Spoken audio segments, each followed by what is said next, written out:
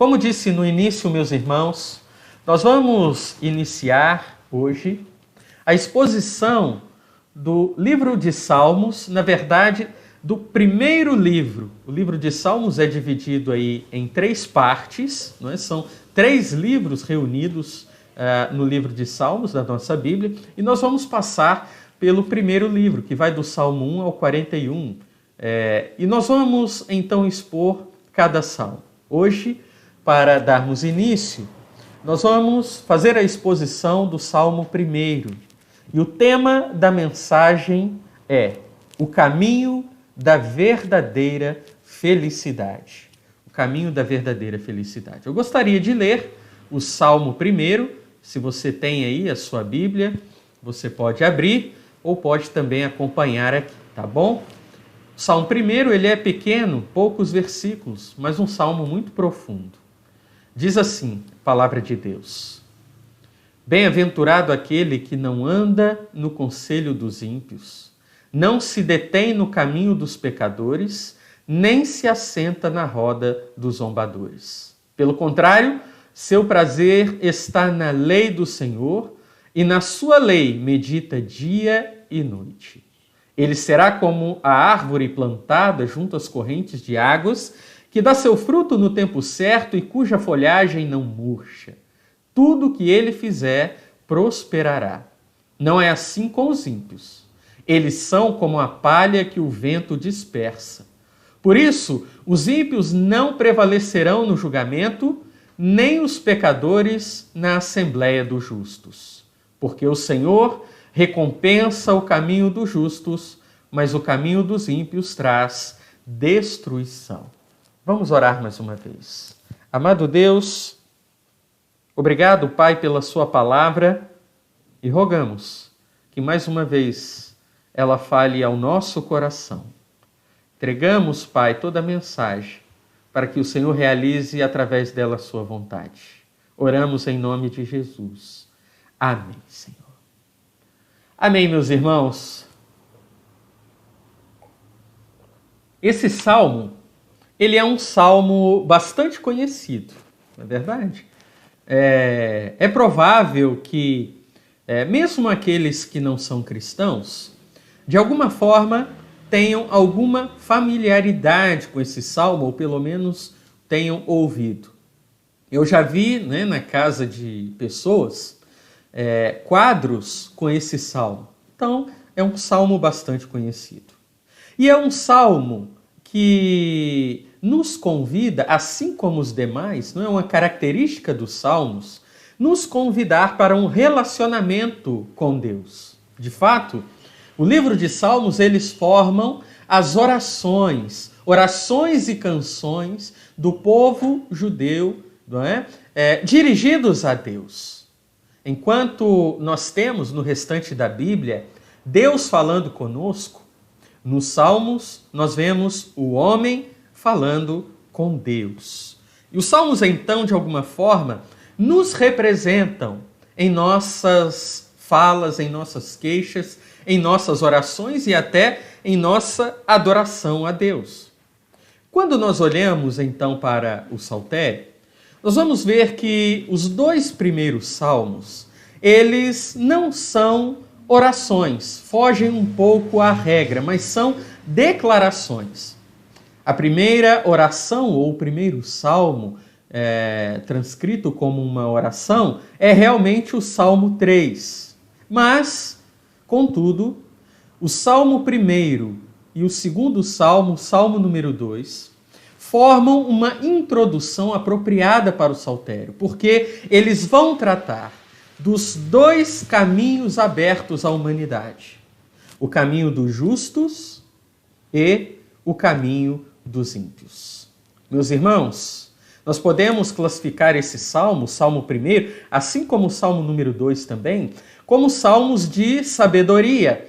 Eles começam dizendo, bem-aventurado aquele, não é? Ou seja, ele está trazendo um conhecimento para aquele que deseja de fato ser bem-aventurado ou feliz na sua vida. Nós vemos então, meus irmãos, que durante a história da igreja, este salmo, Salmo 1, ele foi considerado de suma importância.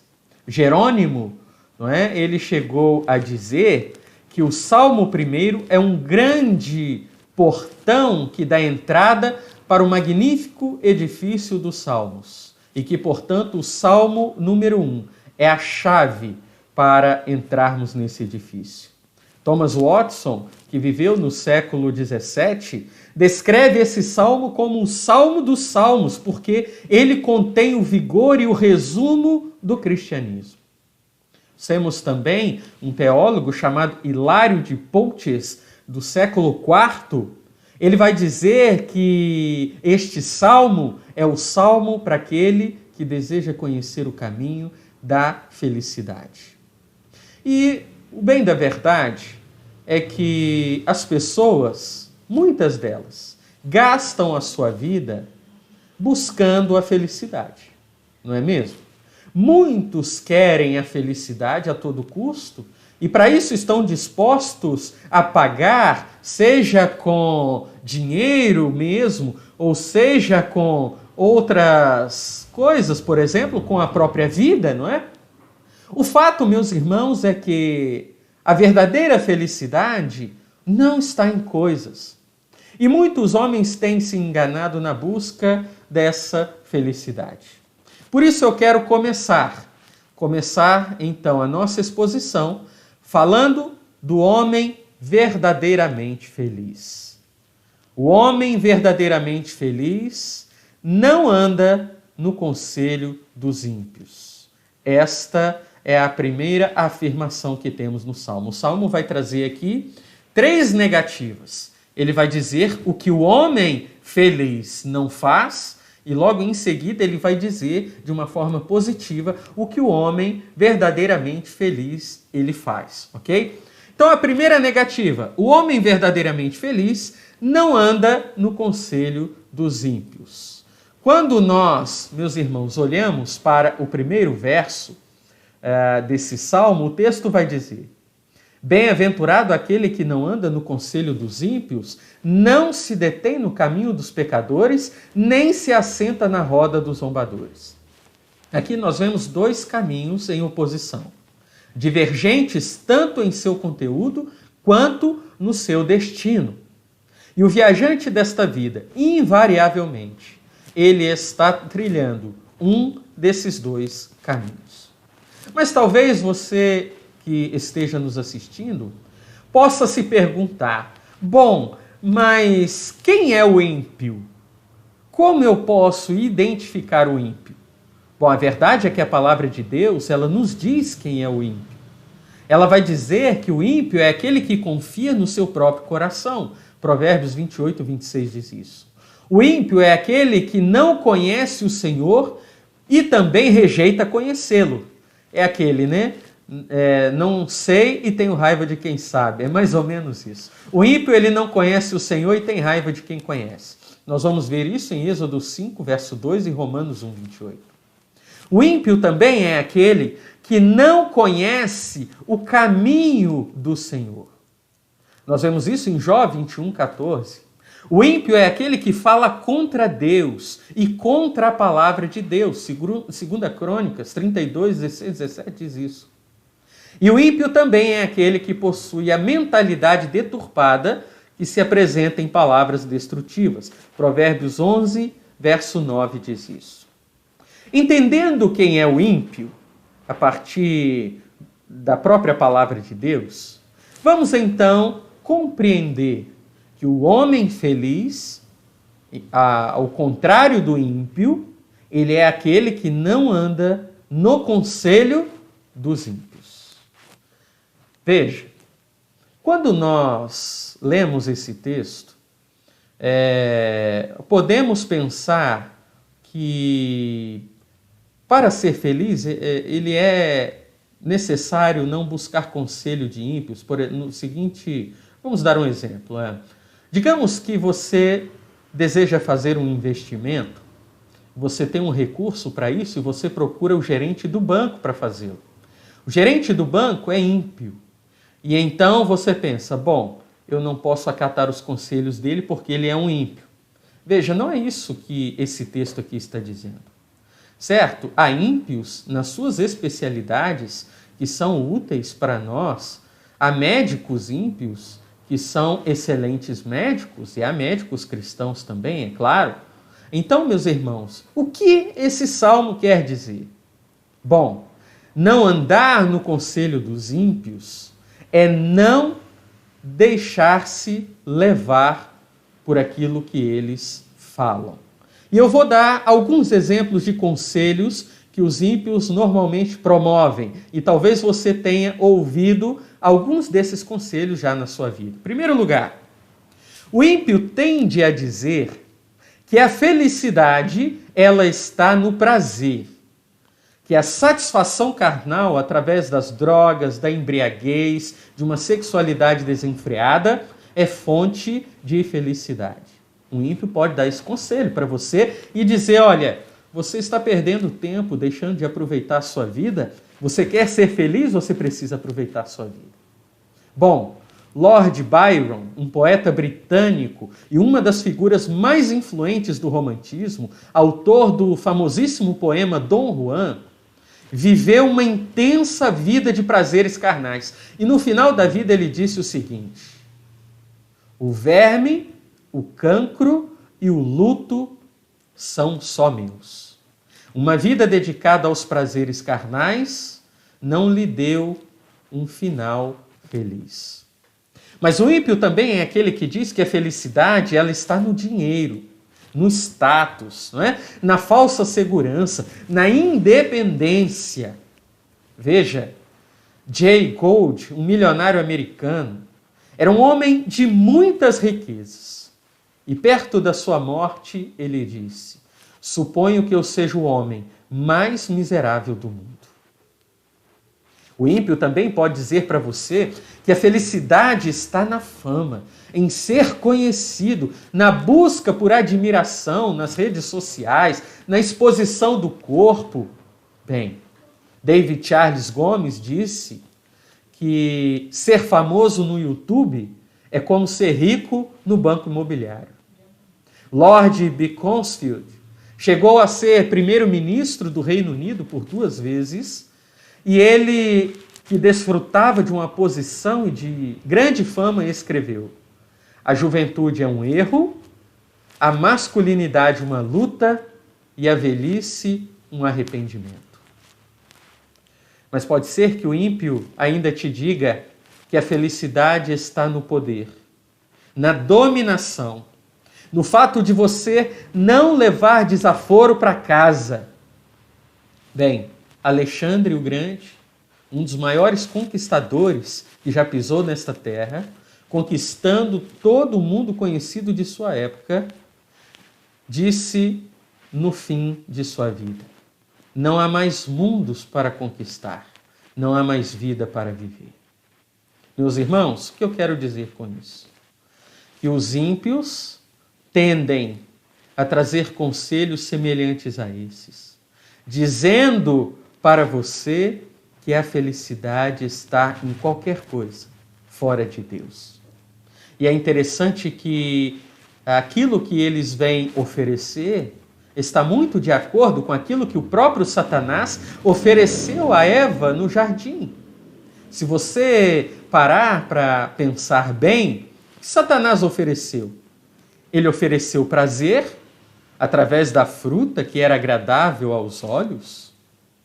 Ele ofereceu independência, já que ele disse para a mulher que ela não precisava mais de Deus e poderia viver uma vida independente. Ele ofereceu, entre aspas, fama, porque ele disse que a mulher poderia ser o centro das atenções e não Deus. E ele ofereceu poder, dizendo que a mulher não precisava ser dominada, mas poderia dominar. Queridos, o homem feliz é aquele que não segue o conselho do ímpio e não se deixa levar por essas mentiras. Mas em segundo lugar, o homem verdadeiramente feliz não se detém no caminho dos pecadores, É isso que diz a palavra. Ou seja, não se deter no caminho é não imitar, é não seguir o exemplo, é não se posicionar com os ímpios. Veja que há uma progressão aqui. Aquele que começa, em primeiro lugar, deixando-se levar pela opinião, pelo conselho dos ímpios, acabará, por certo, se detendo no caminho deles, ou seja, imitando as suas práticas, seguindo o exemplo deles, se posicionando com eles. Asaf é um exemplo de alguém que quase se deteve no caminho dos pecadores. Vamos ao Salmo 73. Veja o que ele diz. Certamente Deus é bom para Israel, para os que têm coração limpo. Quanto a mim, meus pés quase tropeçaram. Faltou pouco para que eu escorregasse. Pois eu tinha inveja dos arrogantes ao ver a prosperidade dos ímpios. Eles não têm problemas, o corpo deles é forte e sadio. Não passam pelas tribulações dos mortais, nem são afligidos como os demais homens. Por isso, a soberba é para eles como um colar no pescoço, a violência os cobre como um vestido. Os olhos deles cobiçam as riquezas, do seu coração brotam fantasias. Zombam e falam com malícia, com arrogância fazem ameaças. Desandam a falar contra os céus e sua língua percorre a terra. Por isso o povo se volta para eles e bebe à vontade de suas águas. Eles dizem, como Deus sabe? Por acaso o Altíssimo tem conhecimento? Os ímpios são assim. Sempre seguros aumentam suas riquezas. Por certo é em vão que tenho mantido puro o coração e lavado as minhas mãos na inocência. Pois todo dia tenho sido afligido e castigado a cada manhã. Se eu tivesse dito, falarei como eles, eu teria traído a geração de teus filhos. Quando me esforçava para compreender isso, achei que era uma tarefa muito difícil para mim. Até que entrei no santuário de Deus, então compreendi o destino deles. Certamente tu os pões em lugares escorregadios e os fazes cair em ruína. Como são destruídos de repente, ficam totalmente aterrorizados. Como alguém que acorda de um sonho, assim, ó Senhor, quando acordardes, tu os desprezarás. Quando meu coração estava amargurado e no meu interior me perturbava, eu estava embrutecido e ignorante. Era como animal perante ti. Todavia estou sempre contigo, tu me seguras com a mão direita, tu me guias com teu conselho e depois me recebes com honra. Os que se afastam de ti perecerão, tu exterminas todos os que se desviam de ti.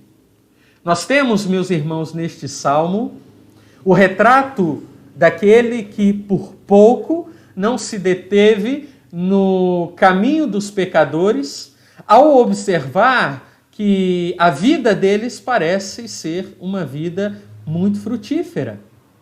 Vida de prosperidade, vida sem problemas, vida sem tribulações. Eles falam contra Deus, mas o povo se volta para eles, normalmente estão cercados por muitas pessoas. E então ele chegou a pensar que era em vão que ele mantinha o seu coração puro, que era em vão que ele mantinha suas mãos na inocência. Ou seja, é melhor me deter no caminho dos ímpios. Foi o que Asaf pensou.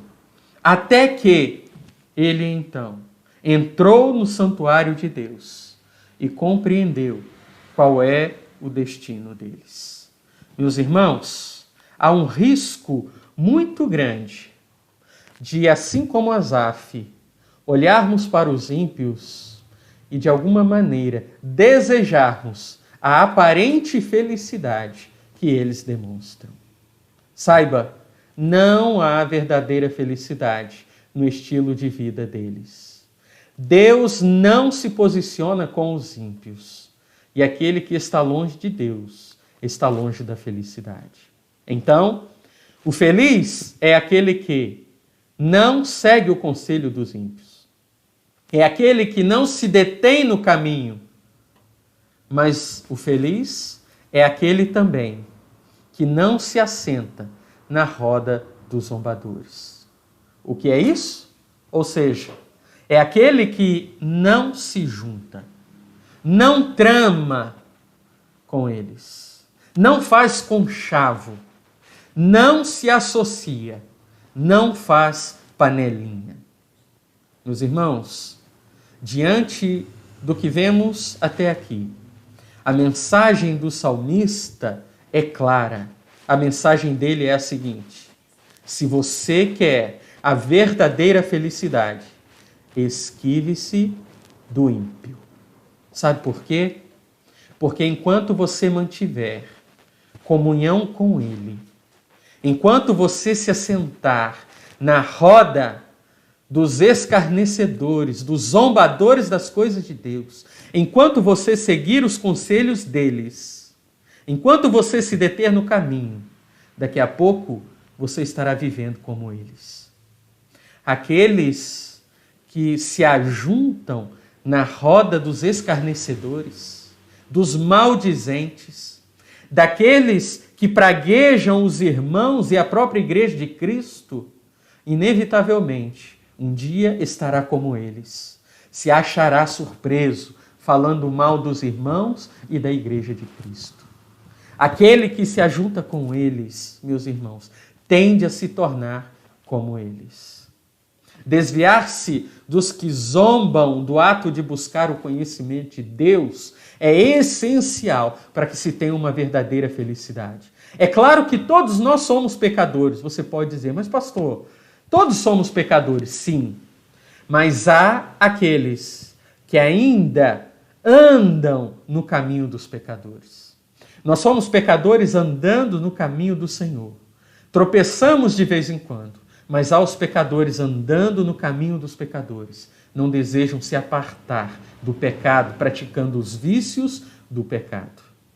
Os que se assentam na roda da pestilência podem ser considerados semelhantes a Pilatos. O que Pilatos fez?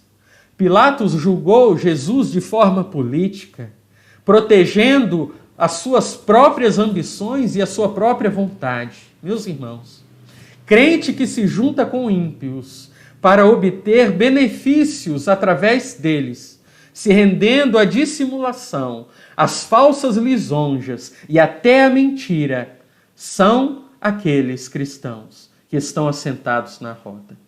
Nós podemos ver como exemplo Simão. Simão, em Lucas 7, nós vamos ver o que o texto diz sobre ele. Acompanhe comigo. Certa vez, um dos fariseus convidou Jesus para comer com ele.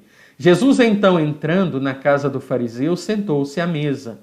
E, voltando-se para a mulher, disse a Simão, Simão era o dono da casa, vê esta mulher? Entrei em tua casa e tu não me deste água para os pés, mas ela os molhou com suas lágrimas e enxugou-os com os cabelos. Não me cumprimentaste com beijo, ela, porém, não para de beijar-me os pés, desde que entrei. Não colocaste óleo sobre a minha cabeça, mas ela derramou perfume sobre meus pés. Por isso te digo, os pecados dela, que são muitos, lhe são perdoados, pois ela amou muito, mas aquele a quem se perdoa pouco, este ama pouco. Meus irmãos, alguém pode dizer, está vendo, pastor? Jesus se assentou na roda dos zombadores. Quer dizer que eu posso também. Há uma grande diferença aqui. Jesus estava no meio de zombadores, mas Jesus não se associou com eles. Jesus não fez conchavo com eles. Jesus não apoiou os pecados deles. Jesus estava no meio deles, condenando-os. Estava no meio deles, falando de seus pecados, chamando-os ao arrependimento. O que eu vejo, muitas vezes, não é isso. O que eu vejo são crentes que se envolvem com ímpios que são mentirosos, desonestos e então acabam praticando aquilo que eles fazem, dizendo mentiras, falando contra o irmão com maledicência e também desprezando a igreja que Cristo morreu por ela. Meus irmãos, Simão foi um dissimulado. E veja o que o salmista diz. Essa deve ser a nossa atitude no Salmo 26, verso 4. Não me tenho assentado com homens falsos, e com os dissimuladores não me associo. Não anda no conselho, é aquele que não segue, não se deixa levar pelo conselho do ímpio. Não se detém no caminho, é aquele que não imita, não segue o exemplo e não se posiciona com os ímpios. Nem se assenta na roda, ou seja, não se junta, não trama, não faz conchavo, não se associa, não faz panelinha. Veja a progressão. O homem feliz, ele não realiza essas coisas. O verdadeiramente feliz. Mas há muitos crentes caindo nessa cilada. Primeiro começam andando com ímpios, seguindo seus conselhos. Depois se detêm no caminho, imitando-os, seguindo o exemplo deles. E por fim, se assentam na roda, se associando com eles, tramando com eles, se juntando com o pecado deles. Esse é o feliz, o que faz essas coisas? Não, esse não é o feliz. O homem verdadeiramente feliz segue a palavra de Deus. Veja, meus irmãos, o salmista então traz para nós aqui 3 coisas que os homens verdadeiramente felizes não fazem.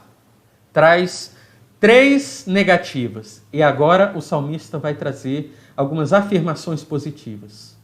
Assim como o homem verdadeiramente feliz deixa de fazer algumas coisas, ele também faz outras. E a primeira delas, o homem verdadeiramente feliz segue a palavra de Deus. Veja o que diz o versículo 2 do Salmo 1. Pelo contrário, seu prazer está na lei do Senhor e na sua lei medita dia e noite. Ou seja, o seu prazer, o seu desejo, o seu anseio está na lei do Senhor. E na sua lei medita, ou seja, reflete, pensa nela dia e noite.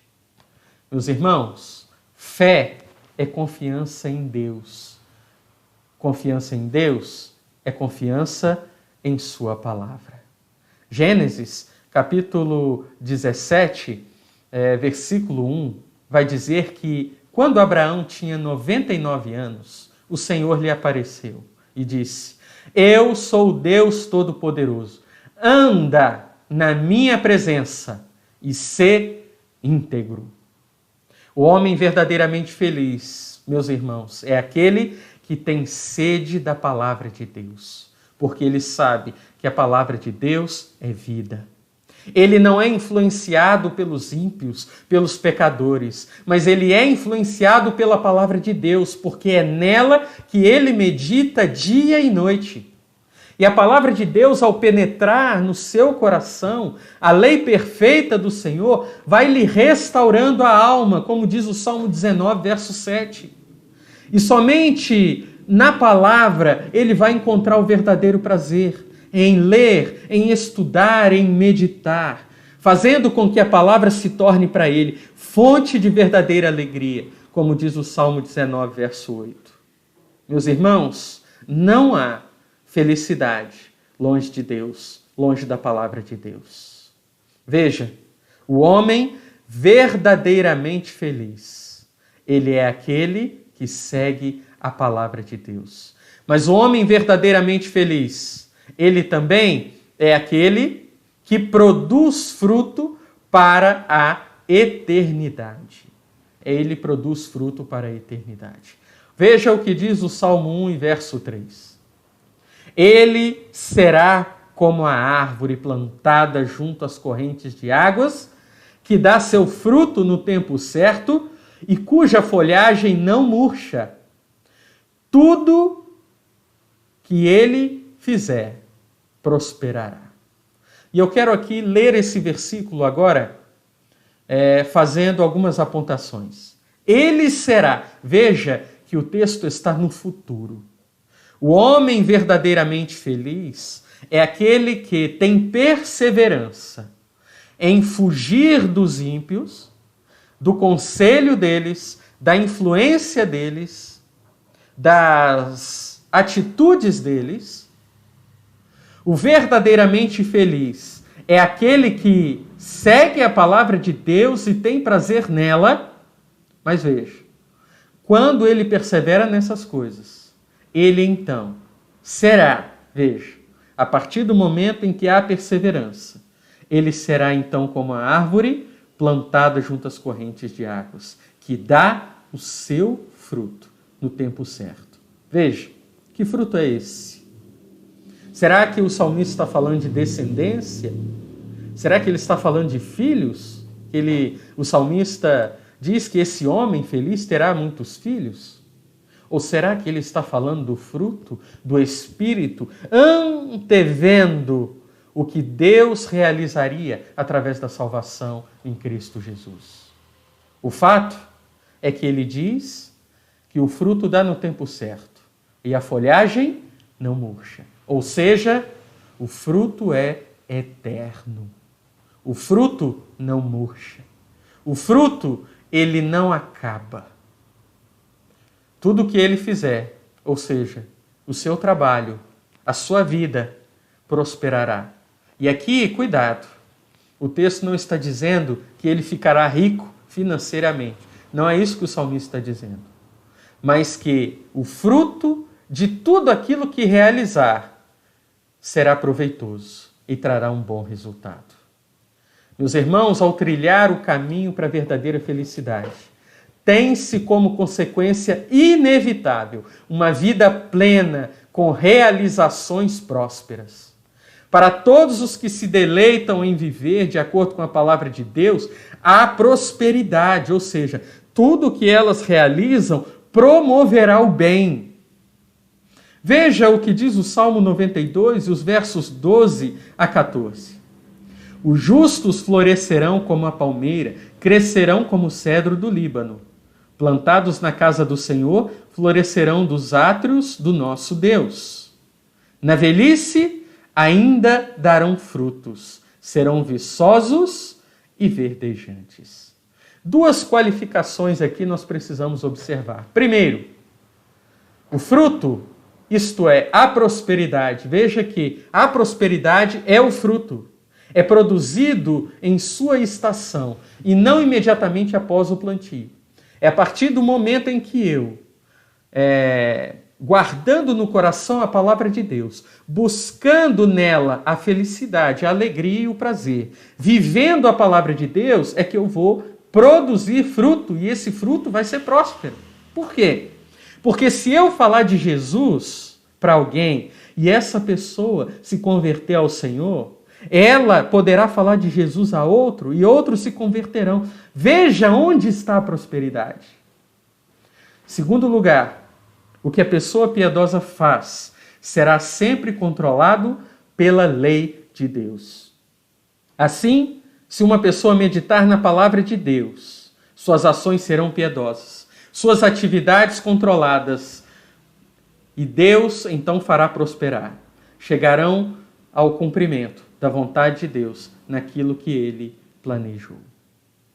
Este é o homem feliz. Em contraste, irmãos, o homem infeliz. Veja o que diz o verso 4. Não é assim com os ímpios. Eles são como a palha que o vento dispersa. Olha o contraste. O fruto do homem justo, do que foi justificado por Cristo, daquele que não segue os ímpios e que ama a palavra de Deus, os frutos dele são frutos eternos. Mas veja, tudo aquilo que o ímpio produz não passa de palha dispersa pelo vento. A esperança do ímpio está firmada no que é transitório e efêmero. Sua alegria dura apenas alguns instantes. Eles são conduzidos pelo vento, são afugentados pelas circunstâncias. Jamais serão inabaláveis, porque não podem ser firmados, nem fortificados por Cristo Jesus. Meus irmãos, Jeú é um exemplo de um homem que não teve as obras de suas mãos prosperadas por Deus, porque não tinha um coração íntegro ao Senhor. Segundo livro dos Reis, capítulo 10, verso 31.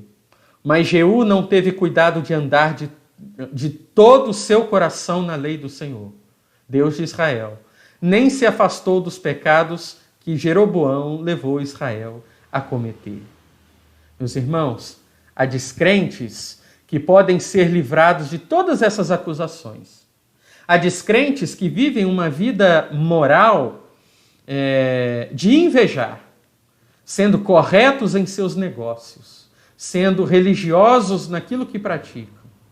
Porém, continuam sendo infelizes, porque a satisfação na lei do Senhor é a chave para a verdadeira felicidade. E o fim da lei, ou seja, a finalidade da lei, é apontar para Cristo Jesus. A esses homens infelizes resta o julgamento. Veja o que diz o verso 5. Por isso os ímpios não prevalecerão no julgamento, nem os pecadores na assembleia dos justos.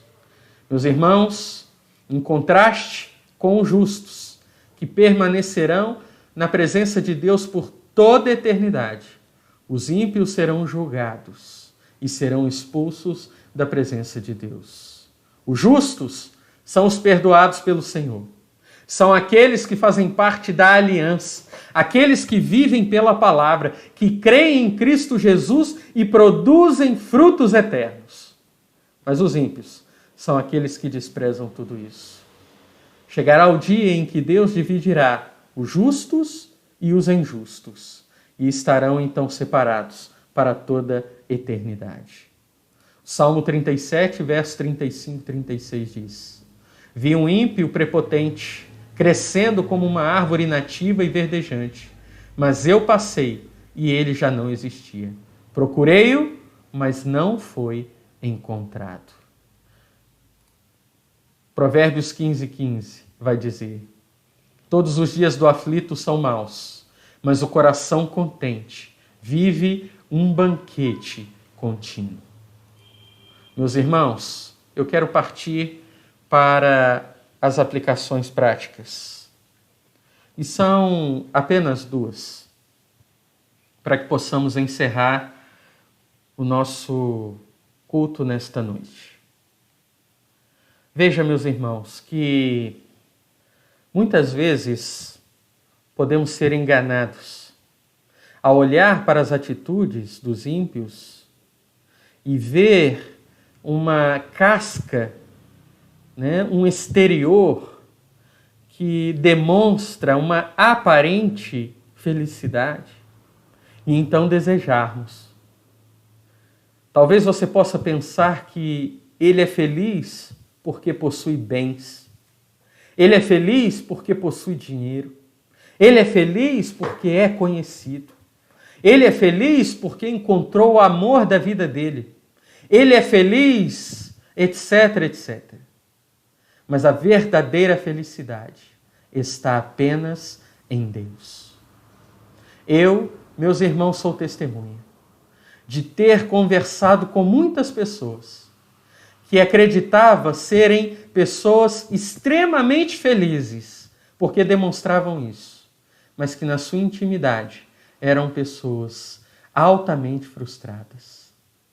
Meus irmãos, não nos deixemos enganar, porque a verdadeira felicidade, a verdadeira alegria está junto ao Senhor Jesus Cristo. O versículo 6 do Salmo 1 diz: Porque o Senhor recompensa o caminho dos justos, mas o caminho dos ímpios traz destruição. Se nós encontramos o verdadeiro prazer na meditação da palavra de Deus, em seguir os seus conselhos, no arrependimento do nosso pecado, vivendo única e exclusivamente para Cristo Jesus, o nosso Redentor, teremos então encontrado a verdadeira felicidade. E veja que às vezes parece um pouco estranho. Nós olhamos para pessoas que têm tudo, pensamos que elas são felizes e muitas vezes estão frustradas. E às vezes olhamos para uma pessoa humilde, que não tem nada, e ela às vezes é muito feliz, porque ela tem o que basta, Cristo Jesus. Eu já contei para vocês, irmãos, e gostaria de compartilhar mais uma vez sobre a vida da irmã Maria do Carmo, lá da congregação de Boa Família. Ela era analfabeta e trabalhando numa casa, se eu não me engano, no Rio de Janeiro, ela pediu a uma outra empregada da casa que ajudasse ela a aprender a ler. E onde ela começou a aprender a ler? Na palavra de Deus, na Bíblia. Ela aprendeu a ler, lendo a Bíblia. E essa irmã não conseguiu mais parar de ler. E ela lê a Bíblia todos os dias, porque ela ama a palavra de Deus. É uma irmã que não possui bens materiais. É uma irmã que não possui nada daquilo que os ímpios acreditam ser importante para a felicidade. Mas é uma irmã feliz, porque ela tem Cristo e ela tem a palavra de Deus. A primeira aplicação deve ser essa. Seja feliz em Cristo Jesus. Cuidado para não cair nas armadilhas. Aquelas que vão te levar a seguir o conselho dos ímpios, a ficar no caminho dos ímpios e a sentar na roda dos ímpios. Muito cuidado. E eu quero encerrar com a última aplicação. Se no céu a nossa felicidade será plena, tendo apenas a presença de Deus, o que nos faz pensar que precisamos de outra coisa nesse mundo para sermos felizes? Você já pensou nisso? No céu, o céu será um lugar de alegria constante, plena e perfeita. Por quê? O que tem lá? Tem Cristo. E se Cristo será suficiente em toda a eternidade para sermos felizes lá no céu, por que Ele não é suficiente para sermos felizes aqui? De fato, Ele é. O que precisamos é encontrar o verdadeiro caminho da felicidade. E esse salmo nos aponta. Diante da palavra de Deus, diante de Cristo Jesus, o nosso Senhor, seremos plenamente felizes.